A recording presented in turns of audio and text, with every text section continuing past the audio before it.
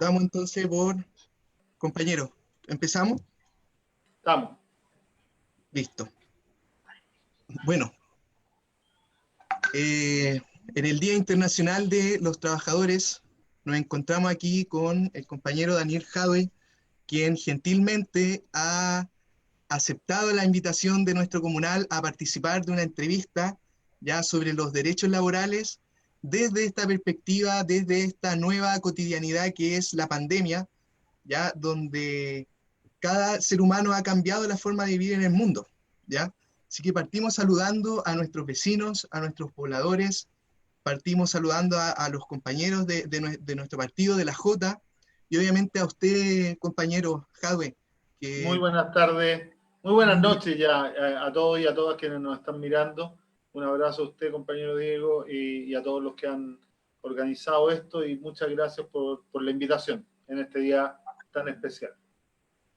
muchas gracias, alcalde. Bueno, hablando de este día especial, desde este 1 de mayo, donde hoy día se convocan los trabajadores y trabajadoras a replantearse también lo que es el trabajo, a replantearse nuestras leyes laborales, más que una celebración, como uno bien dice, compañero, es una conmemoración de todo lo que nos ha costado la lucha sindical, la lucha por los derechos laborales, y eso hoy en día estamos en un momento crucial.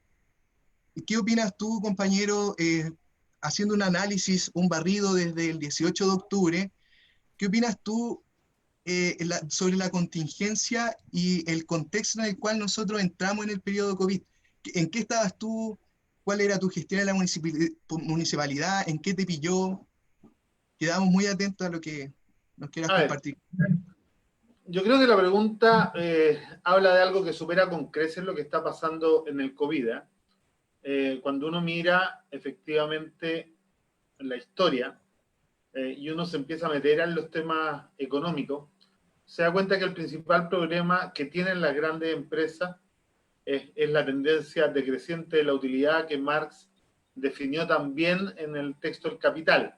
Esto de que si una empresa maneja y mantiene una capacidad productiva y mantiene esa capacidad productiva en cada ciclo productivo, su utilidad tiende a bajar porque a la misma inversión, al producir menos, proporcionalmente de la inversión inicial, la tendencia de la utilidad va bajando. O sea, si una empresa tiene capacidad de producir 20, da lo mismo la unidad, ¿no? Y uno le mete 100, termina con 120, es un 20% de utilidad, ¿no? Pero si uno agarra los 120 que produjo y los vuelve a meter al ciclo, y uno produce 20, saca 140. Y resulta que los 20 que produce ya no son el 20% de 120, sino que son el 18,3, ¿no? Y si uno vuelve a hacer el experimento y mete los 140 y saca 160, estos 20 hoy día son el 16,6, ¿no? Y si uno sigue, va bajando la utilidad. Entonces, todas las empresas están ante un desafío, que es lo que explica la globalización. Para poder mantener la tasa de ganancia, tienen que ampliar su capacidad productiva y tienen que ir a vender más lejos, ¿no? Entonces, el que terminaba vendiendo en una ciudad, tiene que ir a otra ciudad, después a otro país y después terminan estas grandes transnacionales en el mundo. El problema es que cada vez que uno consolida el mercado que tiene, vuelve a pesar sobre la empresa esta tendencia decreciente de la utilidad. ¿Cuál es el tema? Que ya no hay más mundo donde irse para las transnacionales, ¿no? Y que por lo tanto tienen que empezar a desarrollar estrategias para mantener su utilidad y que todas ellas apuntan a debilitar la posición del trabajador. Aquí hay que partir de la base que la utilidad en economía no existe, la utilidad solo existe cuando a un trabajador se le paga menos de lo que vale su trabajo, o cuando algún trabajador, como el trabajo doméstico, extradomiciliario, o sea, intradomiciliario, no se le paga lo que vale su trabajo. Lo conversábamos antes de partir. Yo siempre digo, ningún economista serio podría explicarle a nadie, ¿no? Por qué el trabajo domiciliario fuera de la casa propia vale 300 lucas y dentro de la casa propia vale cero. ¿Quién se queda con ese trabajo? Bueno, la empresa que contrata al trabajador, ¿no? Tal como cuando una empresa contrata al albañil, que tiene que contratarle a un ayudante para que el albañil pueda hacer su pega, porque el albañil no hace la pega solo. Bueno, estos dos trabajadores tienen dos ayudantes que le preparan el desayuno, la comida, le hacen la casa, le mantienen el aseo, le limpian la ropa, ¿no? Para que él pueda trabajar. Sin ese ayudante no podría trabajar. Y resulta que a ese trabajador nadie le paga nada, ¿no? Entonces, aquí lo relevante es entender que el mundo globalizado, con todas las transnacionales, cuando ya quebraron todas las empresas chicas y el mundo se empezó a concentrar en cada vez menos manos, está desarrollando, yo siempre explico, 6 tendencias que tenemos que mirar con mucha preocupación. Primero, traspasar al trabajador la última fase del proceso productivo, de tal manera, perdón, traspasar al consumidor la última fase del proceso productivo, para que el consumidor trabaje asegurando la utilidad de la empresa para la empresa y le pague. Esto tú lo ves cuando ahora estamos acostumbrados a comprar muebles desarmados para armarlos en la casa, ¿no? Antes se compraban los muebles armados, pero ahora se compran desarmados y te llega y tenés que armarlo tú, y como uno nunca se lee el manual, lo tiene que armar varias veces, si es que no lo echa a perder, o termina contratando uno, ¿no? Para que esa fase final del proceso productivo la asuma uno y no la empresa. Pero esto también pasa en los supermercados, que ahora tú te embolsáis las cosas, te las cobráis y pagáis todo más encima, ¿no? Pasa cuando te echáis benzina, que ahora tú mismo eres el que se echa la benzina. Entonces, hay un proceso en todo el mundo y en todos los tipos de trabajo en donde al consumidor se le pasa la etapa final del producto, esto de la comida congelada, que te la llevas para la casa, que te la terminas ahí calentando tú. O sea, hay una serie de elementos, ¿no? Hay cientos. Hoy día Netflix, ya no necesitáis invertir en salas de cine porque ya hay el cine a la casa y uno paga el internet y uno paga y le sigue pagando, ¿no? Pero hay una segunda que complementa esto, que es el reemplazo del trabajador humano por el trabajador mecánico, por el trabajo robotizado, ¿no? Y esto va avanzando, y hoy día en esta pandemia, la pandemia se utilizó para instalar con mucha más fuerza el teletrabajo, que es una forma de externalizar y de empezar a disminuir la presencia del trabajador para ir ahorrando además en una serie de cosas que se gastan en infraestructura. Pero además está la tercera tendencia, que es la obsolescencia programada. Nos venden cosas que sabemos que van a fallar a los 2 años para tener que volver a comprarlas. Y como si esto fuera poco, ¿no? Además, nos están de una u otra manera tratando de que las empresas, por una parte, paguen menos impuestos, ¿no? Todo esto, efectivamente, para tratar de mantener la utilidad. Claro. Y hay más, o sea, hay bastante más. Entonces, todas estas tendencias, déjame ver porque a mí algunas veces se me olvidan. Disminuir los impuestos, traspasar al trabajador la última fase del proceso productivo, reemplazar a los trabajadores, la obsolescencia programada. Ya me voy a ir acordando, me faltan Compañero, con respecto a la ganancia de utilidades que usted decía hace unos pocos momentos, hoy en día la depresión del neoliberalismo se está evidenciando a partir de que el gran empresariado quiere, bueno, dejarse para ella la mayor cantidad de utilidades, pero también seguir lucrando con esa utilidad. Pero es mantenerla, pero esto es más grave. Voy al punto al que iba. Nosotros estamos acostumbrados, compañero. Mira, nosotros estamos acostumbrados a hablar de la clase trabajadora que está explotada. Pero hoy día, con estas tendencias que estamos viendo, nosotros estamos corriendo un serio riesgo que la clase trabajadora, de ser explotada, pasa a ser irrelevante. Porque hay una masa cada vez más grande de trabajadores que no van a ser necesarios para el proceso productivo. Entonces, esta pandemia nos toca en un punto de inflexión, ¿no?, de la discusión económica tremendamente relevante, que ya no se va a poder resolver con las luchas que venimos dando hace 100 años, ¿no? Hoy día vamos a tener que empezar a dar luchas por instrumentos distintos que se empezaron a discutir en esta pandemia, que nosotros la venimos discutiendo hace tiempo. Por ejemplo, la renta básica universal. Por ejemplo, el salario para el trabajo doméstico, para el trabajo de cuidadora, ¿no? Por ejemplo, de una u otra manera, cómo nos empezamos a preocupar que en vez de proteger el trabajo, empecemos a proteger al trabajador y a la trabajadora más allá de si tienen trabajo. porque acá hay una cosa que va a ser evidente en unos años más y que efectivamente la estamos viendo hoy, ¿no? Todas las políticas neoliberales, de hecho, el programa neoliberal, que yo lo traduje en estas medidas, que si tú miras a Piñera, estaba bajando los impuestos a los ricos. Cuando uno baja los impuestos, lo que hace es quitarle capacidad al Estado para devolverle la plata que le pagan de menos a los trabajadores en la forma de bienes y servicios públicos que de otra manera no podrían obtener. O sea, el Estado cuando recauda ¿para qué? Para llevar pavimentación, para llevar iluminación a las calles, para llevar educación, para llevar salud, para llevar canchas a los barrios populares, porque de otra forma estos sectores populares no podrían tener acceso a esto. Entonces, cuando además las empresas te dicen que quieren pagar menos impuestos, te quieren decir efectivamente que quieren, y por eso la discusión de menos Estado, ¿no? Que el Estado tenga menos capacidad para devolver esos flujos de dinero. Entonces, el mundo que viene, sobre todo el mundo que viene después de esta pandemia, porque hoy día las empresas están en una situación que no es grave para ella, no es grave para ella, no es grave para la riqueza, es grave para la organización. Y este gobierno ha tomado todas las medidas para proteger la riqueza y para que la crisis la pague el trabajador, y eso es evidente.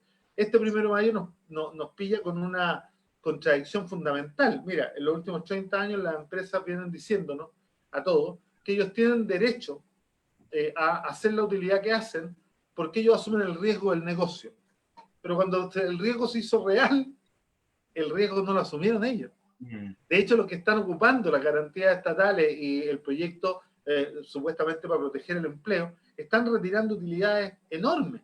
Entonces, aquí todas las políticas van para que la generación de riqueza que la hacen los trabajadores, ¿no?, sigan concentrándose en la mano de unos pocos y que ellos no pierdan un peso de lo que han ganado y que esta crisis la paguen los trabajadores. Es tan brutal que la familia Piñera acaba de exigirle al Estado que le devuelva 413 millones de dólares acusando al Estado de enriquecimiento ilícito para tratar de pagar menos impuestos de los que debieran pagar. O sea, imagínate en el nivel que estamos.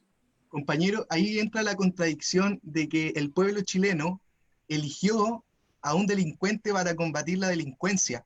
¿Cómo uno puede interpretar esa contradicción, que es algo que nos tenemos que plantear como sociedad, de que estamos combatiendo la delincuencia a partir de Piñera, que fue o sea, encarcelado por robarse el banco de Talca y por hacer los desfalcos que se ha caracterizado durante toda su carrera política? A ver, partir de eso, lo primero es que nosotros no tenemos que equivocarnos. Yo creo que uno es lo que hace, no lo que dice. Y esto de que todos los políticos siempre prometan luchar contra la delincuencia, yo creo que se queda bastante en el discurso. Claramente el que vota por un delincuente después no se puede quejar porque lo asaltan, ¿no? Y los que votan por efectivamente un estafador, para ser riguroso, nunca estuvo en la cárcel, ¿eh? Lo salvaron de la cárcel sus relaciones con la dictadura a través de su tío Bernardino Piñera, y esto fue reconocido por la ministra de Justicia de la época, ¿no? Entonces, aquí tenemos un estafador, a alguien que usa información privilegiada para violar las leyes del mercado, en las cuales dice creer. Tenemos a alguien que efectivamente ha sido condenado en reiteradas oportunidades a pagar multas por falta de la probidad y que efectivamente es el gobierno que tenemos, pero la culpa no es solo de los que votaron por él, la culpa también es de los que no fueron a votar, la culpa también es de los que efectivamente decían que les daba lo mismo, ¿no? Entonces, acá no hay ni una posibilidad de que un gobierno como este luche contra la delincuencia, porque efectivamente la delincuencia la vemos todos los días, y efectivamente creo que el tema, que es un tema muy complejo, se resuelve con un enfoque completamente distinto de seguridad, como el que nosotros tenemos, que es el de seguridad humana, que nada tiene que ver con el de seguridad ciudadana. Claro. Compañero, con respecto al tema de las utilidades que estábamos hablando recién, que me parece muy importante, nuestro partido durante las últimas semanas levantó una propuesta con respecto al impuesto del 2% a las familias más ricas de este país. ¿Cuál es su diagnóstico, cuál es la interpretación que hace frente a las medidas que se están levantando en la Cámara por nuestros compañeros diputados, sin nombrar solamente lo que tiene que ver con el impuesto al 2%, sino que nombrar también el proyecto del compañero Amaro de Teleeduca, los proyectos que está levantando Camila Vallejo también contra el acoso de la mujer. O sea, tenemos una bancada comunista que se ha articulado de una forma en que combatamos la epidemia, pero atacando ciertas utilidades, y me gustaría que usted nos explicara cómo nosotros podríamos intervenir las utilidades de la AFP para lograr el bono o el sueldo de 320.500 pesos como mínimo para los trabajadores independientes. ¿Qué quiere decir los trabajadores independientes? Los trabajadores hoy en día que son los taxistas, los artesanos, las personas que, los panaderos, son personas que en este momento son trabajadores independientes que no son reconocidos constitucionalmente y que hoy en día están a la deriva de esta pandemia. ¿Cómo usted ve eso? Lo primero es que el Partido Comunista viene planteando hace rato la renta básica universal. Algunos piensan que esto es una locura, pero efectivamente no, es bastante simple hacerlo, además que nos permitiría concentrar los esfuerzos en una sola política pública y que nos permitiría además eliminar una cantidad increíble de burocracia en el aparato del Estado para pagar todos estos bonos que se pagan y todas estas mezquindades que se dan. Cuando uno piensa, uno podría eliminar una serie de, entre comillas, beneficios y bonos que hoy día se dan si es que nosotros pudiéramos asegurar esto. ¿Y cómo se hace? Bueno, propusimos el 2% a las riquezas más grandes, es un 2% al patrimonio. Cada vez que nosotros proponemos algo que hace sentido y es bien recibido, lo que la derecha hace es presentar un proyecto con un nombre muy similar, pero con una letra chica y que efectivamente es, como aquí la iniciativa legal en esta constitución la tiene solo el presidente, ¿no? La pueden presentar ellos. ¿Qué hizo el gobierno? Nosotros proponíamos el 2% a los patrimonios y como todos sabemos, los patrimonios, la gente multimillonaria no la tiene en casa, ¿no? Entonces Piñera lo que hizo es mandar un impuesto del 1% a las propiedades mayores a 400 millones de avalúo fiscal. Esto, sin duda, es un avance de la posición del Partido Comunista. ¿Por qué? Acuérdate que Piñera ganó las elecciones prometiendo bajar los impuestos y ha tenido que terminar subiendo los impuestos. Este es el primer gobierno que gobierna con las ideas de su oponente. Pero claro, siempre le saca una tajada para que no sean las ideas de su oponente en términos reales, sino que efectivamente le hace estos ajustes para salvar la riqueza. ¿Por qué? Porque en este proyecto que lanzó el gobierno para las casas de más de 400 millones de pesos de avalúo fiscal, quedan afuera todas las acciones, todas las utilidades, todas las rentas que están afuera, todas las sociedades anónimas, y aquí la plata está en eso, ¿no? Hay que tener mucho cuidado con pensar. Nosotros hemos propuesto, de hecho por eso no votamos a favor el retiro de las plata de los trabajadores de la AFP. El Partido Comunista no está de acuerdo con el retiro de las plata de los trabajadores porque creemos que es infringirle el daño al trabajador. Nosotros fuimos los que propusimos que hoy día efectivamente se hiciera una ley temporal para cobrar un impuesto suculento a las utilidades de las AFP, que son las utilidades que se generan con los fondos de los trabajadores, porque los fondos de los trabajadores ya han caído casi en un 35% en esta crisis, ¿no? Y es probable que sigan cayendo.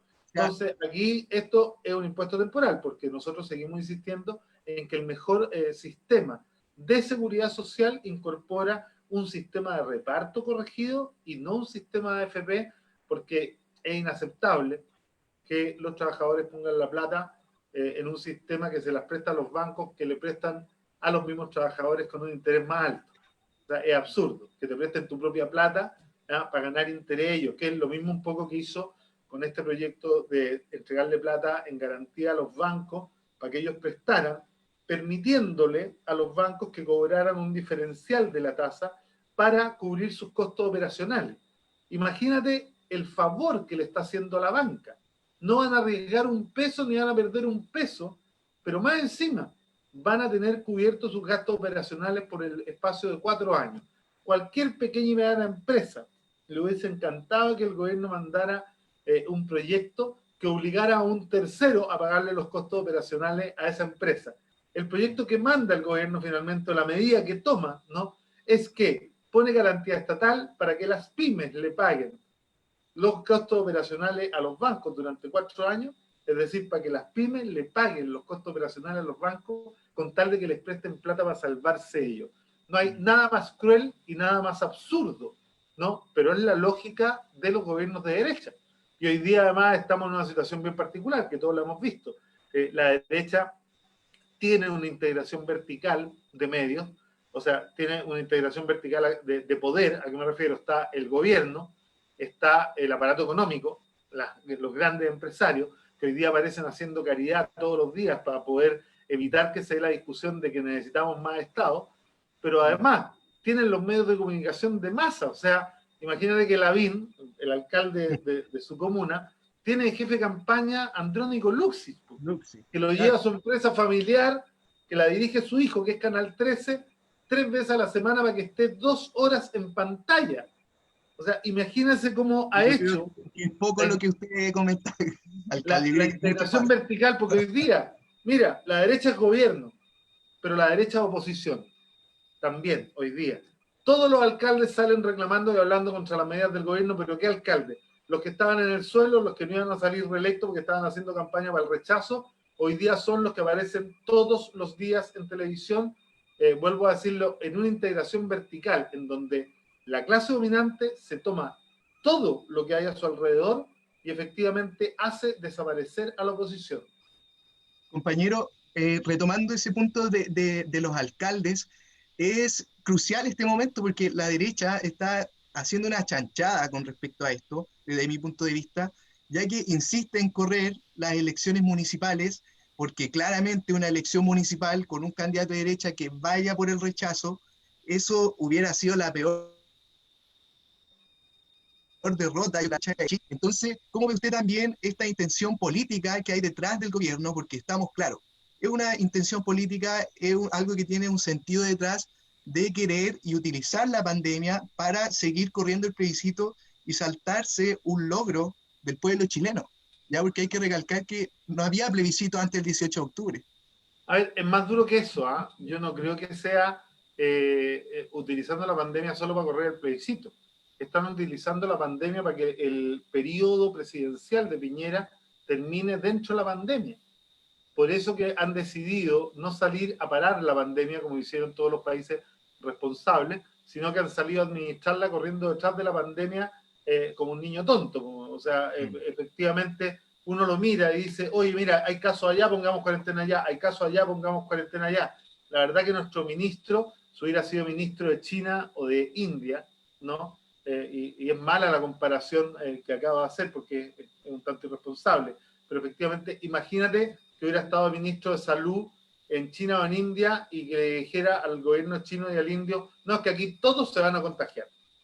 Todos. O sea, 2.800 millones de personas se tienen que contagiar. El ministro lo que está haciendo es ganando tiempo. Yo hace 2 semanas, antes que se diera la discusión que se empezó a dar, acusé en todas partes, ¿no? El hecho de que estaban ocupando la pandemia, que iban a salir a correr el plebiscito, que iban a salir a tratar de evitar discutir cualquier cosa, y hoy día la vimos con cómo reaccionaron ante las manifestaciones. O sea, claramente este presidente considera que nosotros somos consumidores y no ciudadanos.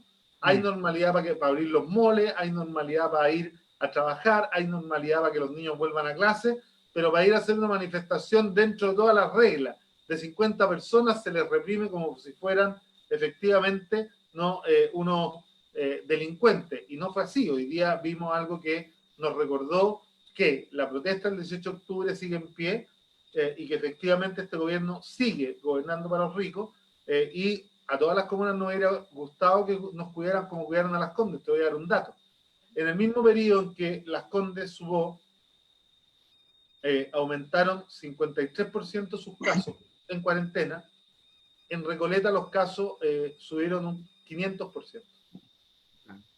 ¿Ah? Y a nosotros nos pusieron... ¿Cómo explica esto de que Recoleta no esté dentro de la cuarentena? Bueno, yo creo que es una decisión política. Ayer nos instalaron, y no es algo que nos moleste, pero lo que sí nos molesta, nos instalaron 2 hoteles sanitarios en Santa María para traer gente que está enferma, y a nosotros eso no nos preocupa. Lo que sí nos preocupa es que ni siquiera nos hayan llamado, es que no le hayan avisado a la comuna, en que no haya ningún diálogo con los alcaldes, y mucho menos con el alcalde de Recoleta. Entonces aquí uno se imagina, ¿no? En la zona, los que conocen la zona van a entender inmediatamente lo que voy a decir. Imagina la zona sur de Recoleta, donde está Bellavista, Patronato La Vega, que colinda con Santiago, con Independencia y con Providencia, ¿no? Y tenéis, o el gobierno más bien sale a instalar cuarentena en Providencia, en Santiago y en Independencia, y deja esta zona con todo el comercio ambulante de las 4 comunas, con todo el comercio irregular de las 4 comunas y con todos los compradores de las 4 comunas. Evidentemente, aquí iba a haber un estallido de casos, llegando a lo que estamos llegando hoy día, y aquí el responsable es el gobierno y el ministro Mañalich en particular, ¿no? Y esta es una apuesta política para dañar a Recoleta. Además, nos quitan todos los carabineros, efectivamente no nos quieren reconocer la clase A, y Recoleta está en un abandono absoluto, y yo creo, y lo voy a decir con todas sus letras, que esto es el castigo colectivo que está ocupando el gobierno hacia los recoletanos y las recoletanas por haber votado por un alcalde comunista. Compañero, pero ese respaldo de la ciudadanía recoletana, hoy en día lo sitúa usted también como uno de los alcaldes con más votación. O sea, usted ha alcanzado de que también el Partido Comunista se haya posicionado en Recoleta con más del 57% de los votos, ya actualmente. Eso es importante igual considerarlo. Compañero, con respecto a esta noción de ciudad, usted que es arquitecto, bueno, sociólogo también, pero ¿usted cómo entiende o cómo nos identifica en este momento? Porque yo leí por ahí que usted dice que la ciudad es el fiel reflejo del modelo en el cual se construye. ¿Cómo Así es. eso nos ha afectado en tiempos de pandemia y cómo ha afectado también al trabajador en consideración a estos tramos largos que A ver, hacen los trabajadores? mira, es bien sencillo. Nosotros, la economía, ni un economista serio te podría explicar de verdad desde dónde sale la utilidad, porque la utilidad en economía no existe. Uno tiene los factores económicos, cuando uno paga todos los factores económicos, lo que vale su aporte al proceso productivo, uno se queda con la imposibilidad absoluta de sacar utilidad. Para poder obtener utilidad hay que pagarle a los trabajadores menos de lo que vale su trabajo, porque a los otros factores productivos no les puedes pagar menos. Y por lo tanto tú lo que haces al pagarle a los trabajadores menos de lo que vale su trabajo es quitarle un poco de la propiedad privada potencial que ellos podrían llegar a tener para que esa propiedad privada potencial se aloje en el lugar de, entre comillas, dueño de los medios de producción. Entonces, en la empresa, para que haya más plata en un lugar, tiene que haber menos plata en otro lugar, y esa plata es de aquí. Cuando uno dice, como lo dice Manuel Castells, que es uno de los urbanistas más importantes del siglo XX, que toda ciudad es fiel reflejo del modelo que la construye, entonces asumimos que esta ciudad neoliberal es construida por un sistema que saca riqueza de un lugar para concentrarla en otra, dejando a los trabajadores y a las trabajadoras sin la riqueza que les corresponde para que otros vivan mucho mejor de lo que les corresponde, ¿no? O sea, aquí Quitándole propiedad efectivamente... privada. ¿Ah? Quitándole su propiedad privada. Ahora llevémoslo a la ciudad. Para que Las Condes pueda tener 1.300.000 pesos por habitante al año, tiene que haber un Cerro Navia que tenga solo 145.000 pesos por habitante al año, una Recoleta que tenga 220.000 pesos por habitante al año, porque si efectivamente todos tuviéramos, por ejemplo, un promedio de 500.000 pesos por habitante al año, lo que para nosotros sería nadar en riqueza, Sí, ¿no? sí. Imagínate que solo si pasáramos a eso, Recoleta pasaría a administrar un presupuesto de 30.000 millones de pesos a un presupuesto de 70.000 millones de pesos. Imagínate lo que habríamos hecho con esa plata en Recoleta, con las iniciativas que nosotros hemos liderado, ¿no? Pero eso significaría que Las Condes bajaría de 1.300.000 pesos a 500.000 pesos, o sea, Las Condes tendría que hacer ciudad con menos del 45% de lo que hace ciudad hoy día. Entonces, efectivamente, la plata que falta en el resto de las comunas, ¿dónde está? En Vitacura, en Las Condes, en La Reina, ¿no? En Barnechea, que tienen per cápita mucho más alto porque han ido especializando la ciudad. Y el problema es que cuando uno especializa la ciudad, aparecen barrios donde los ricos viven con los ricos, donde la clase media vive con la clase media y donde los pobres viven con los pobres. Los estándares de diseño de cada barrio son completamente distintos. Entonces, donde viven los ricos, las calles son más anchas, las veredas son más anchas, las plazas son mejores, hay más iluminación y hay más de Hay todo, drones, hay ¿no? drones. Hay drones, hay de todo. Donde vive la clase media, las cosas todas son un poco más chiquititas, ¿no? Y donde viven los pobres, las casas son mucho más diminutas y efectivamente de peor calidad. Pero lo peor, además, es que cada barrio se completa con la oferta de bienes, productos y servicios que la clase que ahí vive puede pagar.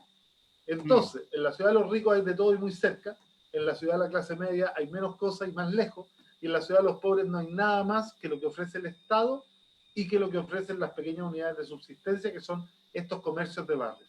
Esta ciudad, además, se transforma en una ciudad generadora de viajes, porque en el 90% del territorio la gente no puede satisfacer sus necesidades a distancia de una caminata, entonces tiene que tomar micro.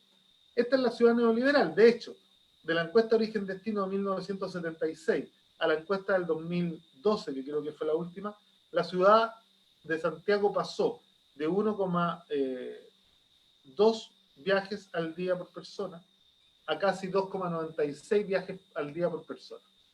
O sea, todos los males de la ciudad es porque estamos viviendo en una ciudad construida, diseñada y manejada por el neoliberalismo. Compañero, con respecto a lo que estaba mencionando con respecto a la ciudad, yo sé que los estudios que usted realizó para levantar el proyecto de la óptica popular, para levantar el proyecto de la farmacia popular, es netamente porque si nosotros nos ponemos a pensar, antes de la farmacia popular en Recoleta, ¿Recoleta tenía farmacia? Tenía farmacias, pero solo en la zona sur, que no daban abasto y que además vendían tremendamente caro porque estaban coludidas. Lo que sí es que antes de la óptica popular no había ninguna óptica en Recoleta. Y antes de la librería popular no había ninguna librería y ninguna disquería. No, tampoco teníamos ninguna universidad antes de la universidad abierta. Pero esto es más grave, porque por ejemplo, cuando uno analiza de las 345 comunas de Chile, 213 no tienen ninguna óptica en su territorio y 297 no tienen ninguna librería en su territorio. Porque sencillamente, a pesar de todo lo que digan los que están sobreideologizados desde el neoliberalismo, el mercado no funciona. O sea, el mercado solo funciona donde tiene la utilidad asegurada. Si no tiene la utilidad asegurada, sencillamente se resta. Compañero, volviendo al tema laboral, el gobierno hizo un llamado durante la última semana a que los funcionarios públicos volvieran a su puesto de trabajo. Desde su posición de alcalde en Recoleta, ¿cómo enfrentó esta decisión? ¿Qué fue lo que pudo hablar con sus trabajadores públicos? ¿Cómo se ha No, mantenido la municipalidad trabajando durante este último tiempo? le voy a decir algo que va a sonar mal, pero que es muy bueno. No necesité hablar con los trabajadores y trabajadoras de Recoleta, porque sin hablar con ellos entendí que esto era un error garrafal y como jefe del servicio definimos que nadie volvía, ¿no? Y denunciamos al gobierno por estar mintiendo. Denunciamos al gobierno por estar manipulando las cifras. Denunciamos al gobierno por estar hablando frente a la gente con una contradicción tan fuerte que generaba confusión. O sea, de los creadores de Aula Segura, ¿no? Nació Retorno Seguro. Y el Retorno Seguro decía, vuelva usted al riesgo de contagiarse en la semana en donde vamos a tener el pic más grande. Y aparecía un ministro, que parece payaso, para decir verdad, ¿no? Diciendo que todos los días los casos seguían estando estables entre 300 y 400.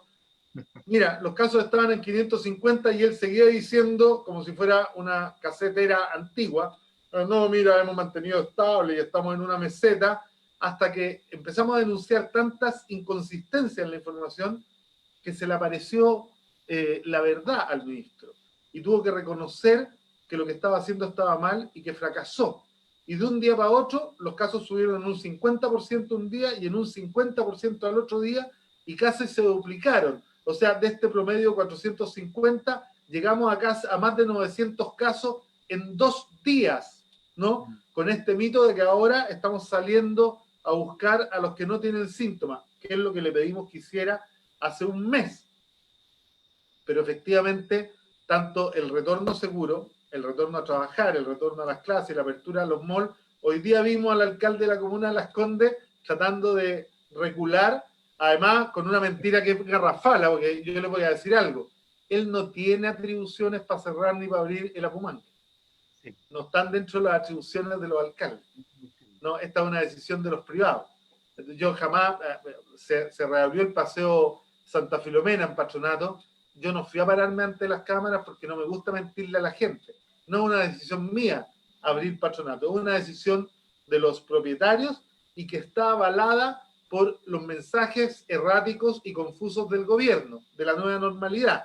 Entonces, como estamos todos en la nueva normalidad en mayo, les dije, mira, yo no estoy de acuerdo, ustedes están en su derecho a hacerlo porque yo no tengo atribuciones para poner cuarentena, yo voy a seguir pidiendo cuarentena, voy a seguir pidiéndole a la gente que se quede en la casa, pero lo que pasó en estos 2 días en Patronato fue un mar humano en Patronato, en el Tirso, entonces vamos a tener más contagios, ¿no? Y vamos a seguir sin cuarentena, porque el ministro nos quiere castigar, nos quiere seguir castigando, nos quiere seguir desprotegiendo, pero además esto va a significar un estallido.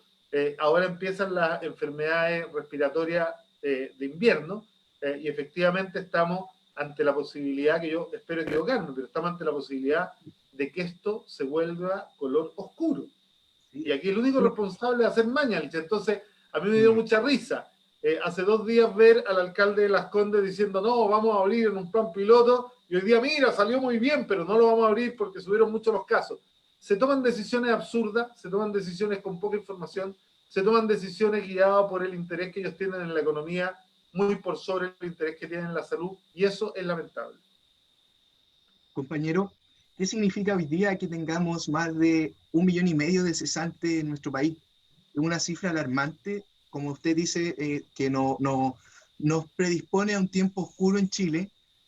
¿Y cuál es el rol de la comunidad hoy en día para solventar la pandemia? O sea, ¿cuál es el rol del vecino, de la comunidad, para ayudarse y solventar el problema de la pandemia del COVID-19? Mira, yo puedo hablar de lo que está pasando en Recoleta. Para nosotros las organizaciones sociales, la comunidad han sido un pilar fundamental, que no es que estuvieran preparados y que hayan reaccionado el 3 de marzo cuando aparece el primer caso, sino que lo venimos construyendo como realidad hace 7 años. Nosotros tenemos atención de salud en 24 juntas de vecinos, la salud no primaria, y por lo tanto, a través de esa misma red que funciona con las juntas de vecinos, hemos podido acelerar la entrega de los remedios, la entrega de los lentes, la entrega de los exámenes, y hemos empezado a instalar ollas comunes con la comunidad en todo el sector. Ahora, yo no sé que en muchas partes está pasando, pero esto no es una característica de todo Chile. Yo creo que hoy día hablar de comunidad en todo Chile es efectivamente mentir. Aquí el gran aprendizaje que tenemos que sacar es que efectivamente necesitamos crear comunidad y hacernos corresponsables de cómo les va a otros y de la vida de otros también. Y que aquí hay que entender que nadie se salva solo, ¿no? Y yo creo que esto va a ser uno de los grandes aprendizajes, así como el gran fracaso del neoliberalismo, que hoy día, vuelvo a decirlo, la derecha, en este afán de ocupar todos los espacios, está tratando de taparlo con caridad. Entonces, para que nadie discuta el rol del Estado y para que nadie discuta el impuesto a los ricos, están apareciendo todos los grandes empresarios que controlan todas las esferas de poder, haciendo donaciones todos los días para que vean lo bonito que son y para que nadie discuta, porque además las migajas que han dado para paliar esta crisis no son ni el 2% de las utilidades que llevan ganando 30 años con el discurso de que ellos eran los que asumían el riesgo. Esto no solo pasa en la pandemia, recuerden la agricultura que paga muy pocos impuestos en nuestro país porque tiene renta presunta, ¿no? Y paga muy pocos impuestos y sin embargo, cuando llega la mosca a la fruta, que es uno de los grandes riesgos que tiene la agricultura, van a pedirle al papito Estado que les quite la mosca a la fruta. Y cuando a los forestales se les incendian los bosques que tienen instalados con mayor carga de fuego que la que ellos pueden administrar, y se les incendian los bosques, van donde el papito Estado para que con la plata de todos los chilenos, incluidos los trabajadores pobres, les apaguemos los incendios para resguardar sus negocios. Entonces, esto es una constante. Los capitalistas son capitalistas para las utilidades y son absolutamente socialistas para las pérdidas, ¿no? Las ganancias se las llevan ellos, las pérdidas las asume el Estado y las asume la comunidad. Eso no es hacer comunidad. Y lo que necesitamos a partir de ahora es tomar con más fuerza, retomar con más fuerza la discusión constitucional para que efectivamente no nos olvidemos de las enseñanzas que va a dejar esta pandemia.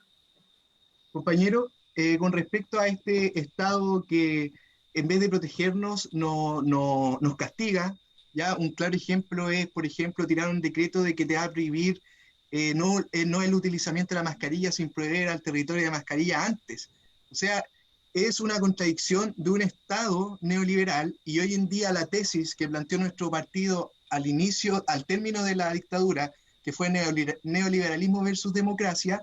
¿Cuál es el sistema o cuál es el Estado que usted considera correcto y adecuado para haber podido afrontar esta pandemia, porque estamos claros que haber vivido la pandemia en un estado de extrema derecha ha sido lo que nos va a pasar la cuenta por años, por años. Bueno, a ver, hace 30 años, cuando en el primer congreso que tuvimos después de la salida de la dictadura, nuestro partido, que no fue parte de la salida pactada, aquella en donde la Concertación le regaló a la derecha una mayoría parlamentaria que no tenía, para no decirle a toda la gente lo que ellos ya sabían, que ellos estaban de acuerdo con el modelo económico de la dictadura, pero como no lo podían decir, prefirieron prometer que lo iban a cambiar, ¿no? Y darle las herramientas a la derecha para que siempre fuera el sistema el culpable que no lo pudieran cambiar.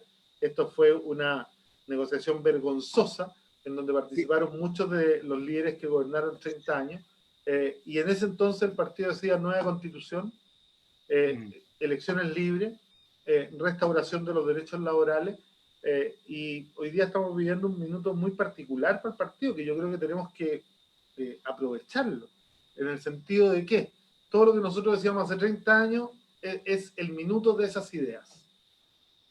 Este es el minuto de esas ideas, y yo creo que hemos sido débiles en plantearlo con fuerza. Nosotros venimos planteando la reforma de la salud y la reforma de la educación hace muchos años. Nosotros venimos planteando efectivamente la necesidad de un Estado más eficiente, pero de más Estado, hace muchos años, ¿no? Y hoy día, cuando falta ese Estado y los ricos tratan de paliar la falta del Estado con estas migajas que andan donando todos los días, nosotros decimos, miren, esto no resuelve, porque además lo que hay que mirar es el mundo que viene. Entonces, yo creo que una de las cosas buenas que nos ha pasado es que hace 30 años nadie entendía cuando nosotros decíamos la contradicción neoliberalismo versus democracia. Pero hoy día esa contradicción es más evidente y clara que nunca, porque para el neoliberalismo, para poder mantener las ganancias de la empresa, lo único que le queda es precarizar la vida de los y las trabajadoras de todo el mundo. Por eso que el programa neoliberal fracasa en donde va, por eso que fracasa en Argentina con Macri, por eso que fracasa en Perú cuando tratan de subir las cuentas, por eso que fracasa en Ecuador cuando tratan de subir la benzina, por eso que Democracia fracasa no se en puede. Bolivia, por eso que fracasa en Chile, ¿no? Cuando dejan, porque otra de las tendencias, esta es una de las que se me había olvidado, el aumento del costo de la vida. Sí. Para poder manejar las utilidades de ellos, el aumento del costo de la vida, mira, así como asumir como natural, que todo sube, que te pueden... Es más, es vergonzoso que este gobierno de empresarios, porque todos los presidentes empresarios han actuado igual en el mundo, no haya salido a fijar los precios de los elementos más esenciales para combatir la pandemia. Nos están cobrando las mascarillas a 10 veces su valor. Y aquí nadie dice nada. O sea, aquí las empresas, algunas, las más grandes, las multimillonarias, van a hacerse de las utilidades más grandes de la historia. Mira, Polman, que hoy día anunció que iba a repartir utilidades y que se acogió a la ley de suspensión temporal de los contratos, ¿no? Todos los estudios dicen que aumentó un 54% sus ventas. Eso es lo que sacaron los multimillonarios de esta pandemia. Utilidades tremendas, ¿no? Y dando, entre comillas, algunas migajas para aparecer al lado del presidente como, entre comillas, salvando a Chile. Es una vergüenza. Daniel, ¿tú incorporarías tus principios de la comuna, eficacia, eficiencia, transparencia, probidad e innovación para construir un nuevo Estado en Chile? O sea, yo creo que son... ¿Qué llevarías tú desde el municipio a un Estado? No, yo lo llevaría todo. Lo llevaría todo. Son 6 principios fundamentales, ¿no? Transparencia, probidad, eficiencia, eficacia, innovación y participación. 6 principios que son principios pilares de la gestión municipal comunista, y son los principios que esperamos llevar a cuando nos toque ser gobierno, que nos va a tocar tarde o temprano. Bueno, una gestión que demuestra que tú siempre fuiste delante de la enfermedad y no detrás de la enfermedad, como lo ha tratado el gobierno durante todo este tiempo. O sea, teníamos un contexto que venía hace 4 meses desde que partió todo en China. ¿Por qué nosotros nos demoramos tanto como Estado en tomar decisiones? En tomar decisiones que hoy día podríamos ser unos países con los menos contactos.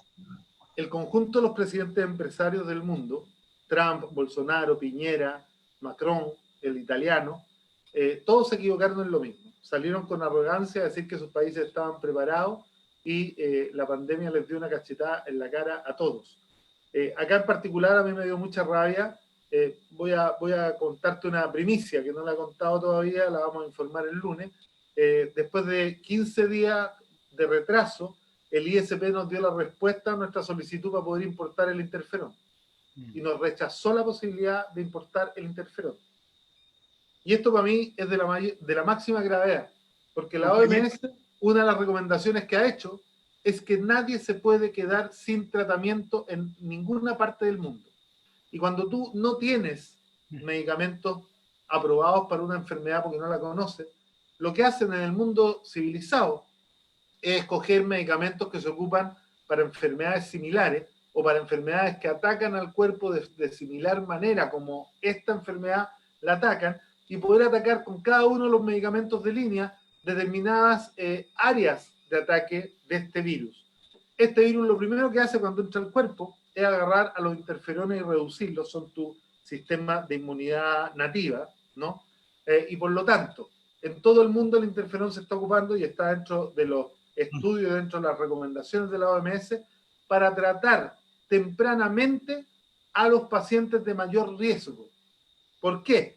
Porque esos pacientes que tienen enfermedades de base están con su sistema inmune deprimido. Entonces, cuando tú les diagnosticáis el COVID, les dais interferón de tal manera de fortalecer temporalmente su sistema inmune, y eso les permite pasar la enfermedad con mejor pronóstico que sin ellos. ¿Qué estamos haciendo en Chile? Lo estamos dejando morir. Cada vez que se para Mañalich adelante dice, no, mira, le dimos tratamiento compasivo a alguien, o tenía enfermedades de base, o la verdad es que, y yo quiero contarle una cosa, al cementerio general están llegando más cuerpos para ser incinerados con protocolo COVID de los que llegan con certificado COVID. Esto es bastante extraño, ¿no? Porque llegan con, y tú abrís y el certificado dicen, no es COVID, pero llegan con el protocolo COVID. Entonces, hay manipulación de la información, Una malversación de cifras. Pero además estamos dejando morir a nuestros adultos mayores con enfermedades de base, porque este país les negó la posibilidad de tratarlos. Pero vamos a seguir insistiendo. Vamos a seguir Compañero, esto es un claro sesgo político. Usted lo ve como un sesgo político porque que la lista que haya dicho Mañalich públicamente, de toda la lista de todos los medicamentos que sirven para combatir esta pandemia, justamente el interferón no iba en esta lista. O sea, no va, pero además te voy a dar un dato. La Universidad de Concepción tiene un grupo de médicos cubanos trabajando en la Universidad de Concepción y están produciendo ellos acá el interferón. Está en etapa de prueba. Nosotros estamos estudiando hacer un convenio con ellos para poder pasarles dinero para que hagan los ensayos clínicos, porque el gobierno no lo ha querido financiar solo porque es un medicamento que tiene su origen en Cuba. Entonces, el sesgo es político, la irresponsabilidad es soberana y es linda en lo criminal. Compañero, además con un tema, dígame. y Sí, con esto vamos adelante. terminando, que hayan tenido la desfachatez los dos, el presidente y él, de salir a decir públicamente que todo el mundo sabía que el interferón no servía para nada, es sencillamente una mentira descabellada, y yo lamento. Y lo lamento para toda la gente que tiene adultos mayores de base, que van a estar muy complicados si llegan a enfermarse de manera grave, porque el Estado chileno, con el gobierno de Sebastián Piñera y con el ministro Mañalich, les denegaron la posibilidad de tener un medicamento y un tratamiento que podría salvar vidas. Aquí no les importó.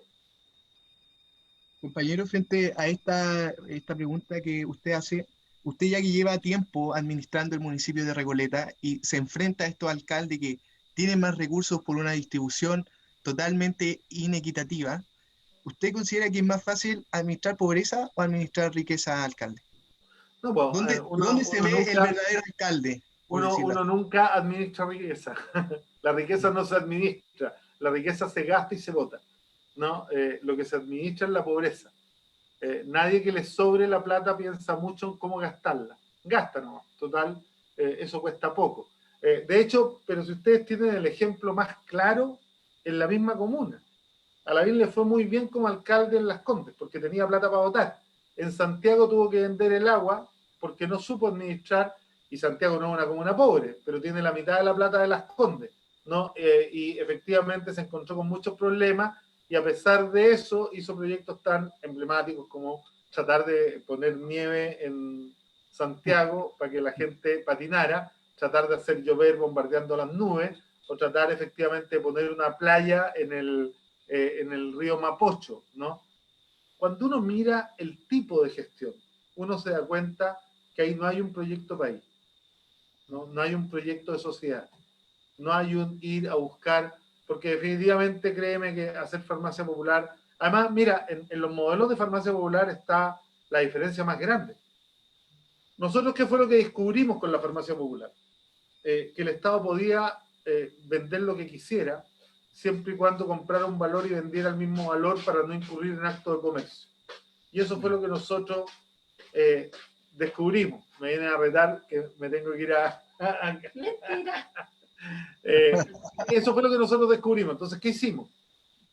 Pagamos los costos operacionales y comprábamos un valor y vendíamos al mismo valor, de tal manera de salir a golpear al mercado, de tal manera que no pudieran seguir usufructuando y cobrando de más a la gente, abusando. ¿Qué hace la BIM? La BIM no hace lo que hacemos nosotros. La BIM va y firma un convenio con una cadena que tiene 33 puntos de venta en Las Condes y les pasa 8 millones de pesos mensuales asegurándole la utilidad para que en una lista de medicamentos a una lista de personas le hagan un descuento determinado. Perdona que te diga, pero ahí tú tenés claro para quién trabaja cada uno y cuáles son los objetivos. Compañero, para ir cerrando esta provechosa entrevista, nosotros agradecemos su tiempo, su diagnóstico, porque es muy valioso para la reflexión que podemos hacer frente a esta contingencia. Le quería comentar que nos están siguiendo muchas personas a través de las redes sociales, le envían sus saludos, me parece que Jadwe tiene muy clara la película, el gobierno discrimina y abandona a Recoleta y su gente, o sea, los recoletanos son conscientes de esta discriminación que viene por parte del gobierno, o sea, bueno, el Comunal Las Condes también le manda muchos saludos. Para ir cerrando y analizando los últimos detalles, a usted la última encuesta que se hizo con respecto al futuro de los políticos, usted lo posiciona en segundo lugar.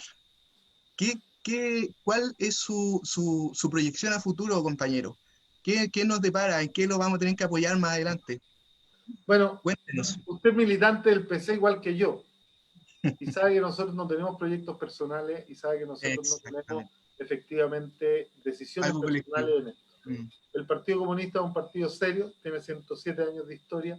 En 107 años de historia solo ha llevado 3 veces candidato a candidata presidencial. Ahora ha definido ya que va a llevar candidato a candidato presidencial, pero esa es una discusión que se va a dar después de las municipales por varios motivos.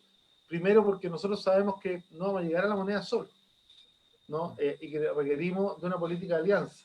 Y dentro de esa política de alianza, la alianza más importante es la alianza con la comunidad, es la alianza con las y los trabajadores, es la alianza con las y los vecinos. Entonces, los que aquí van a tener que convencerse primero que Chile puede tener un presidente comunista o una presidenta comunista son los ciudadanos. Si ustedes se convencen, si el Partido Comunista de Chile sale a convencer, porque yo creo que, y lo sé, hay mucha gente muy convencida ya, ¿no? Pero efectivamente todavía no es lo que nosotros necesitamos para poder poner sobre la mesa nuestro mejor derecho a gobernar y hacerlo mejor que otros. Si la gente y la ciudadanía, si nuestro pueblo se convence, ten la seguridad que el partido va a tomar la decisión que tenga que tomar y los que estemos involucrados en esa decisión vamos a actuar en consecuencia. Nosotros estamos al servicio del partido, no para servirnos nosotros, y efectivamente, si se dan las condiciones, vamos a estar donde haya que estar. Compañero, nosotros agradecemos infinitamente tu disposición, tu tiempo, por haber aceptado esta invitación, por estar transmitiendo tus ideas aquí. Es muy valioso tu tiempo para nosotros. Me gustaría saludar a todos los que nos están viendo, a nuestros vecinos, a nuestros pobladores, salir adelante contra esta alcaldía también que nos oprime de alguna forma, nos invisibiliza a las poblaciones que hay aquí en como Colón Oriente. Un saludo también a Colón Oriente, a los municipales. Tenemos aquí al alcalde Jadwe con nosotros. Y para finalizar, alcalde, compañero, le quería, en estos 5 minutos que quedan, ¿cuál es su mensaje? ¿Cuál es su su mensaje político, su reflexión final en este día del trabajo.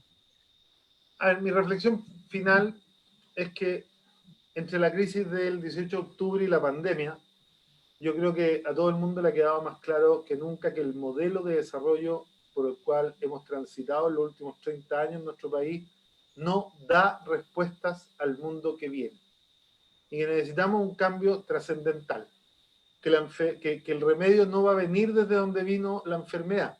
Y que todos aquellos que ahora van a empezar a hablar de cambio, de la necesidad de fortalecer el sistema de salud, de la necesidad de entregar más apoyo a las familias, de entregar mayor valor y reconocimiento al trabajo, son los mismos que han tratado de detener estas cosas en los últimos 30 años. Hoy día podemos hacer un cambio, necesitamos trabajar la unidad, y la unidad, para que pueda hacerse real, va a tener que partir por la unidad de la izquierda. Aquí no va a haber unidad social y política si la izquierda no se une y no abandona toda esta permeación del neoliberalismo que tenemos dentro de nuestra estructura, en donde muchas veces los proyectos personales y los caudillismos son más importantes que los proyectos políticos y que el colectivo. Si nosotros logramos avanzar a eso, no tengo duda. Hemos demostrado en todos los gobiernos locales comunistas a lo largo del país que sabemos gobernar, que lo hacemos mejor que los otros colores políticos y que podemos ofrecerle a Chile muchas más soluciones y respuestas que las que han tenido en los últimos 30 años. Así que lo único que queda es trabajar, trabajar y seguir trabajando. Muchas gracias, alcalde. Bueno, estas han sido las palabras de nuestro querido compañero Daniel Jadwe. Un abrazo a todos y a todas. Muchas gracias, compañero. Te abrazamos también igual como todos los trabajadores de Chile y quienes nos estuvieron viendo. Agradecemos el apañe que tuvieron todos hoy día, esta tarde, de estar aquí con el compañero Daniel, de estar escuchándolo. Somos muchos los que estamos aquí escuchando, así que nada, Daniel, agradecidos una vez más de tenerte aquí en este espacio y vamos a estar siguiéndote muy de cerca, ¿ya? Tienes todo nuestro, así como nosotros podemos contar contigo, porque eso lo agradezco, tú también cuenta con nosotros, compañero. Muchas gracias, compañero. Un abrazo a todos y a todas. Gracias. Bueno, me despido de todos, ya, me despido de los vecinos, de los pobladores, de mis compañeros de la Jota, del Partido de los Vecinos. Agradezco mucho que hayan estado aquí compartiendo estos momentos con el compañero Daniel Jadwe. Los queremos invitar a seguir nuestras redes, nuestras páginas, Instagram, Facebook, tenemos Twitter. Ahí estamos compartiendo nuestra actividad, nuestras últimas noticias, cuál es la lucha que damos aquí en el territorio. Así que, por favor, la Jota aquí en Las Condes está creciendo y hacemos un llamado a todos quienes quieran participar y seguir esta senda que está muy interesante. Tenemos que disputar todos los espacios de aquí al plebiscito y su lucha, su esfuerzo, su ánimo, su apañe es lo que nos falta hoy en día. Así que un abrazo a cada uno de ustedes, muchas gracias por estar aquí escuchando una vez más. Esto ha sido la entrevista con el compañero Daniel Jadwe. Muchas gracias.